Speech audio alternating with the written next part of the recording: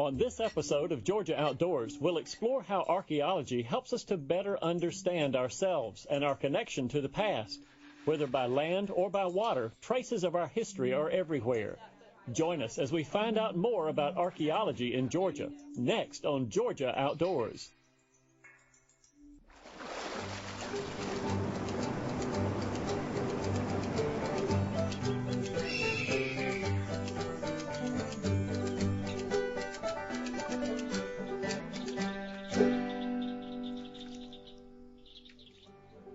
Funding for Georgia Outdoors has been made possible by a grant from Mary Hall Singleton and by the Imlay Foundation.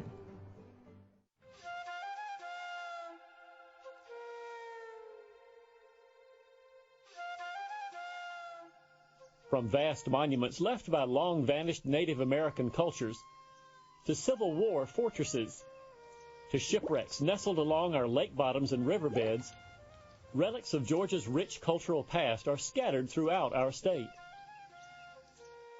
Much can be learned from these reminders of days gone by, and it's the job of the archaeologist to discover and understand the stories behind these relics. Essentially, there are two ways to know about our history. One way is through written records, and the other way is through archaeology. When you go to written records, what you're looking at are what people say they did. When you do archaeology, you're looking at the results of what they did. What we do in archaeology is examine traces of our own past. We're telling the story of human development over the last 4 or 5 million years. Georgia was occupied for a long time, and it was a very temperate climate and a lot of resources, a lot of food, a lot of plants and animals here that you don't have in other parts of the country. So there's a lot of people that were here. It's just a very interesting place to work. There's no need to go to Egypt, it's all right here. The coast of Georgia has been inhabited by man for centuries and is home to many important archaeological sites, from the prehistoric to the more recent. Located on the north end of St. Simon's Island, Fort Frederica was founded in 1773. Fort Frederica served to protect Georgia from advances by the Spanish, and it became a bustling center of commerce and coastal living before the American Revolution. So much of what we think of is Georgia history. We often overlook some of the earlier aspects of it. In terms of the English settlement of Georgia, I think this and a few other places, best history books that you could get. There's been a lot of effort in preservation of the historic resources here. There's ruins and foundations that are preserved. The other part of the story, though, is uncovering the past. The archaeological work that happened here provided a lot of surprises, stories of individuals, the folks who didn't leave written records. Today we have thousands upon thousands of artifacts that tell their story. I think that the subtleties of the story are captured in the artifacts and the archaeology of the site. In 1994, Fort Frederica National Monument and Glenn County Schools started a program for budding archaeologists. These fourth graders are here to get a hands-on look at history.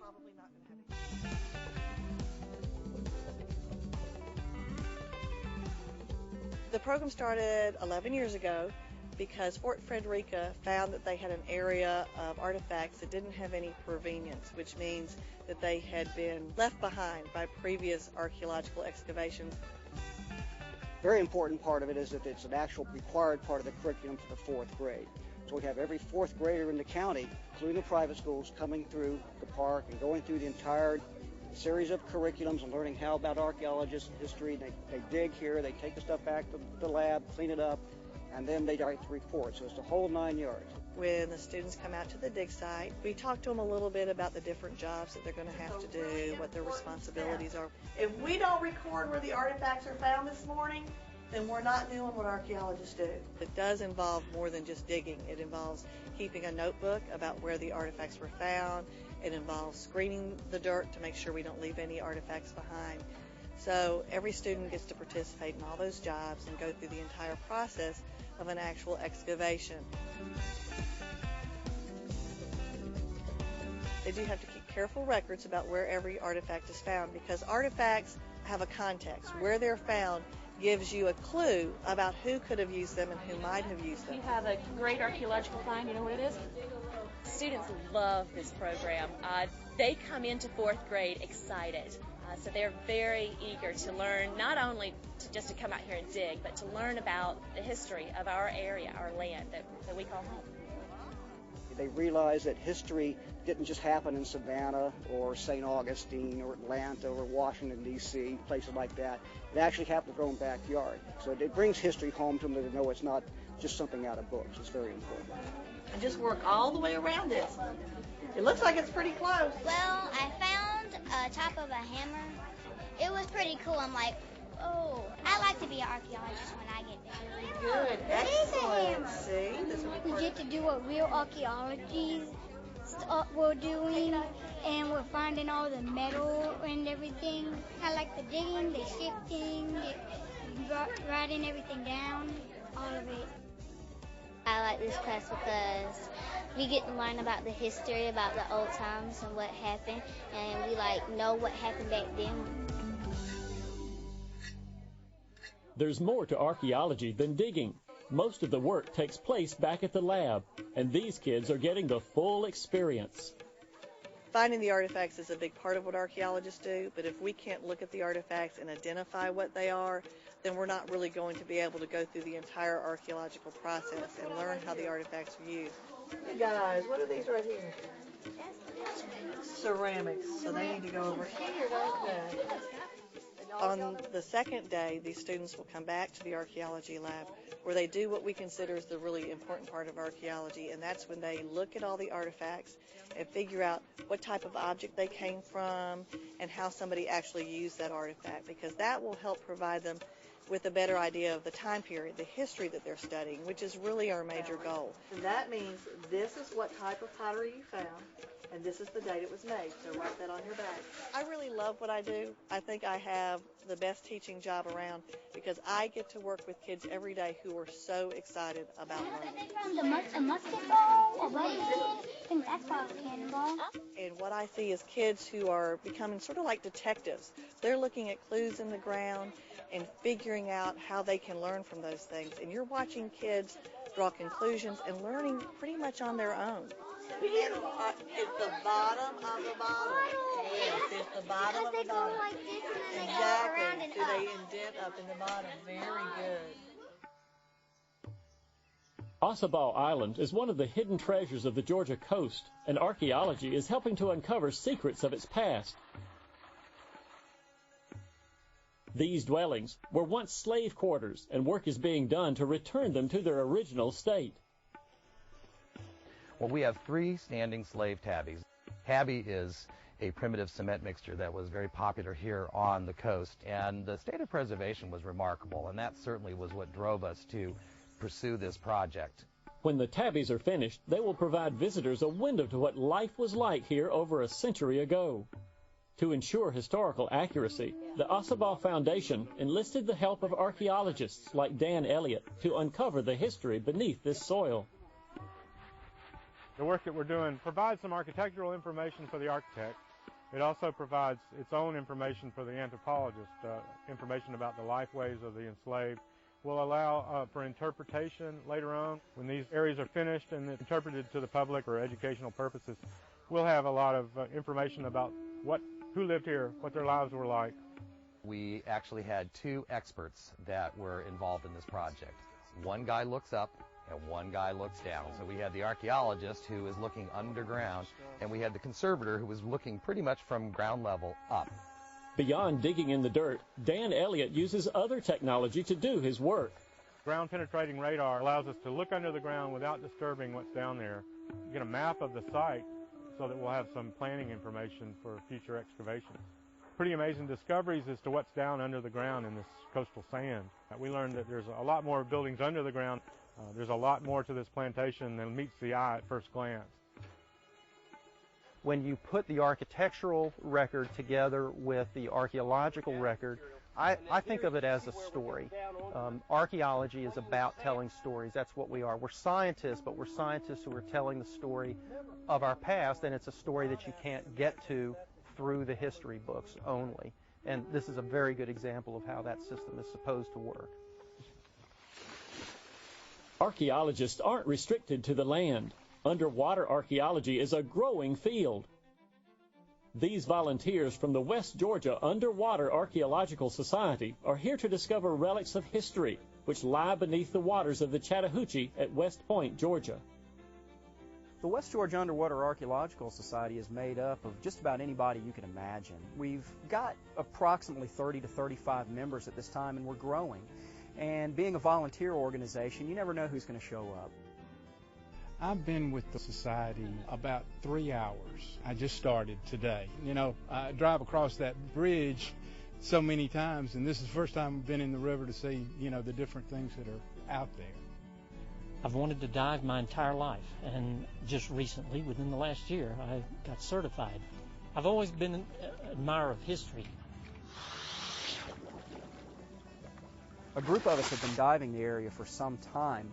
We knew there was a really rich history in the area, and we had started to notice groups of people coming in here and removing artifacts and removing parts of the site. Another gentleman and I decided that it would be a really good idea if we could come in here and map this out and document what's here before it basically got taken away from us, so everybody could share in it.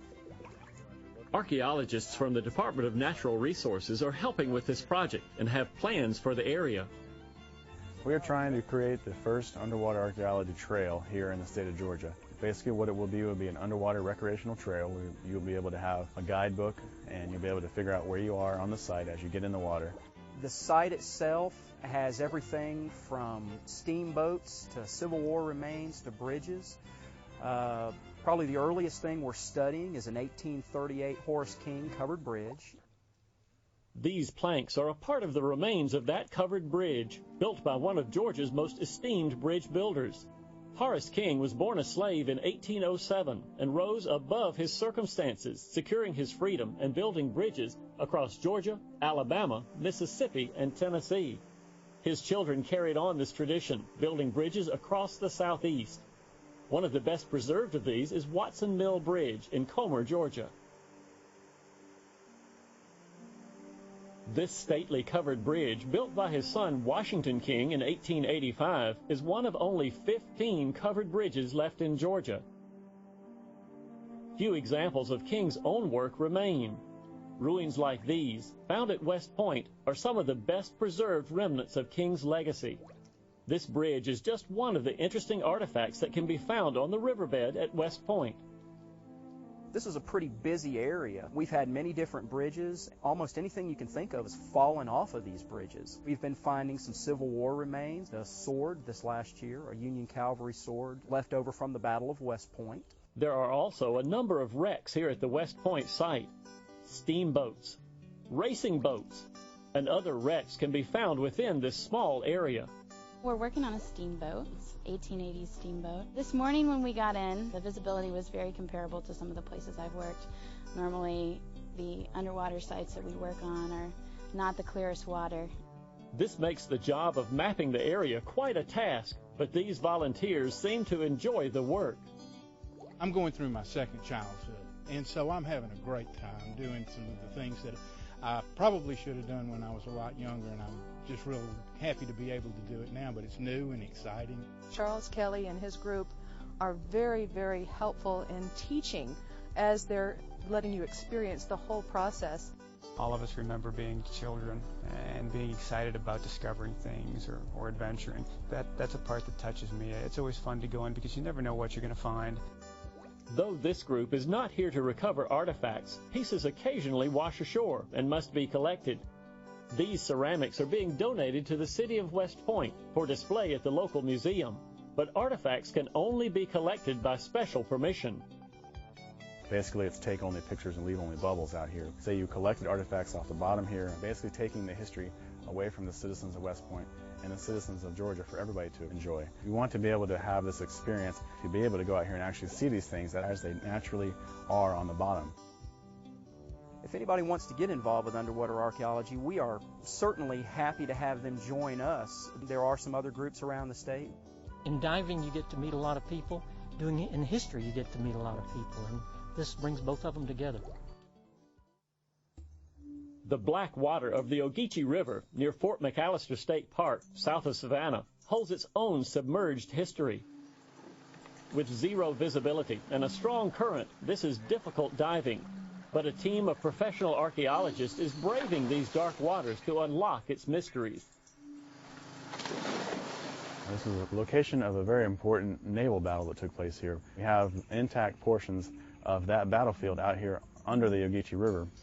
Among the sunken wharves, torpedoes, and other artifacts scattered along the riverbed lies the CSS Nashville, a Confederate blockade runner that's held a special interest for historians and archaeologists for years.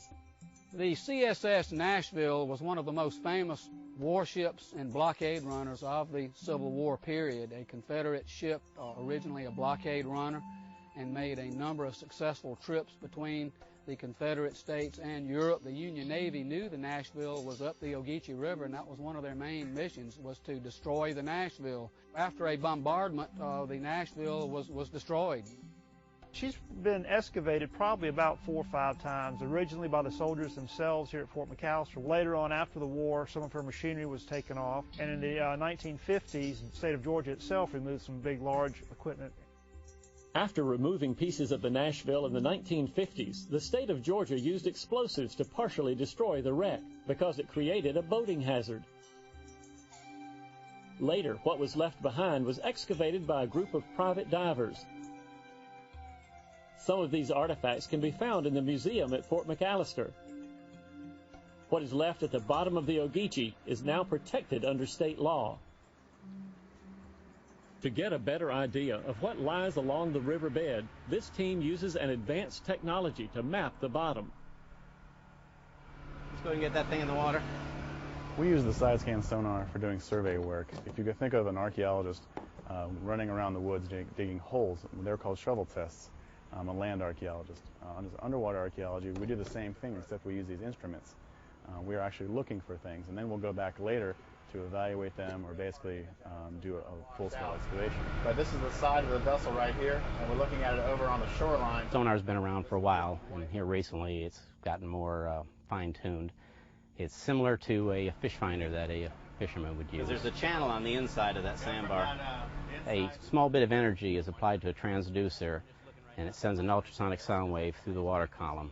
And the computer calculates the distance the sound wave going out, hitting a target, and then coming back. And what surprised us today was that the silting and the scouring is changing. Areas that we were able to see a few months back are now filling over with sand. Before making their way to the museum, artifacts like these from the Nashville must undergo a lengthy process to preserve them. Some of that work is done here at the State Park Preservation Lab. The most important thing with the preservation of the artifacts from an underwater marine environment is not so much to remove incrustations and to make the artifact look good. It's more important in the long run to remove the salt from the artifact. What we do is electrolysis. We generally hook up a battery charger or a power supply unit to an artifact in the water. Every time we change the bath out, these salts that are in the water and on the anode and so forth are removed. If you've ever visited a museum at a state park, chances are what was on display passed through the conservation lab. We deal with everything. Photographs, documents of all sorts, guns, lots of Civil War stuff, textiles, costumes. We deal with them at one time or another. Really, I never know what I'm going to be working with. One day it may be a historic document that FDR's worked on, and the next day it might be a piece of furniture. You never know. I've been a visual artist for over 30 years. My job here is to work on refabricating, doing restoration. This particular project here that I've been working on is a traveler's bench for Niue children. And on this piece I have to restore the wood. Some of it has been dry rot, some of it has been damaged by insects.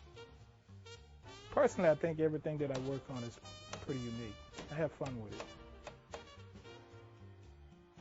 The way I look at it, the artifacts will last for generations. I've always envisioned that while working with these artifacts, people of our past, I like to think that they're pleased with what we're doing and that we're remembering their legacy, showing to the world that they aren't forgotten.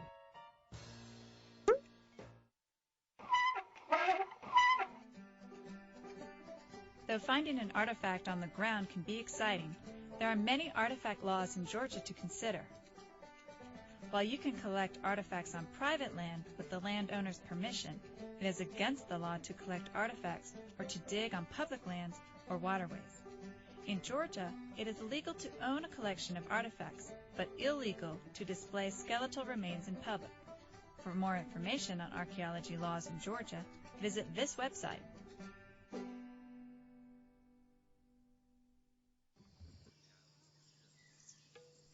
Seven and a half miles off Georgia's mainland, Sapelo Island is a place rich with untouched natural beauty. The island also holds a deep cultural history spanning nearly 4,000 years. On the north end of the island lie the remains of a culture considered to be one of the earliest populations in the state, the Sapelo Island shell rings. These rings, which measure hundreds of yards in diameter, were formed over 4,000 years ago. The rings are composed of millions of discarded oyster shells and other materials piled up to form a wall-like structure. Archaeologists believe that this wall circled around a small village with a central plaza.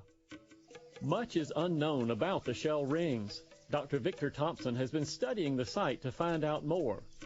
The Sapelo Island shell ring site is composed of 3 distinct shell rings. The biggest of the 3 rings at its tallest point, almost 9 feet. Now the other 2 rings are much less imposing. There are competing theories to explain how and why these rings were created. The first theory suggests that the shell rings are essentially an archaic garbage dump. Shell rings represent the gradual accumulation of refuse in a particular form, a circular form, with people living in a circular village formation, depositing refuse on the back and keeping an interior clean, a plaza. The second idea is that they are actually intentionally constructed monuments. And so the idea here is that these are purposely mounded rings of shell. Through his research, Victor Thompson is unlocking many of the questions surrounding these mysterious monuments. We've defined when people were here at the site. We found that people are here year-round. The way in which people use space is very consistent. And what that indicates to us is that this is a place that has particular meaning. The early inhabitants of the Sapelo shell rings were one of the first non-nomadic groups of people to settle in Georgia. Evidence of Georgia's earliest people can be found throughout the state. Some of the most recognizable archaeological sites belong to the mound builder culture. These towering monuments are impressive reminders of what life was like before the European settlement of Georgia. There's no one mound builder culture in the southeast. There actually were several periods of time during which Indians built mounds. Just a few miles from the mounds of Etowah, an example of the mound builder culture existed 1,000 years earlier. This area, called the Leak Site, is being excavated in preparation for the expansion of Highway 61 near Cartersville. The Leak Site is a fantastic middle of woodland archaeological site that will be impacted by the construction of a new highway. We worked for the Georgia Department of Transportation in recovering the information on this archaeological site before the highway's put in. Dates to about 100 BC. The National Historic Preservation Act requires federal agencies consider the effects of their undertakings to historic properties. A lot of the excavation on the site is done by people with shovels, and we take the soil that's been excavated by hand and screen it through quarter-inch hardware cloth. On this particular site, the soils are very clayey, so we have to use water to separate the artifacts from the soil.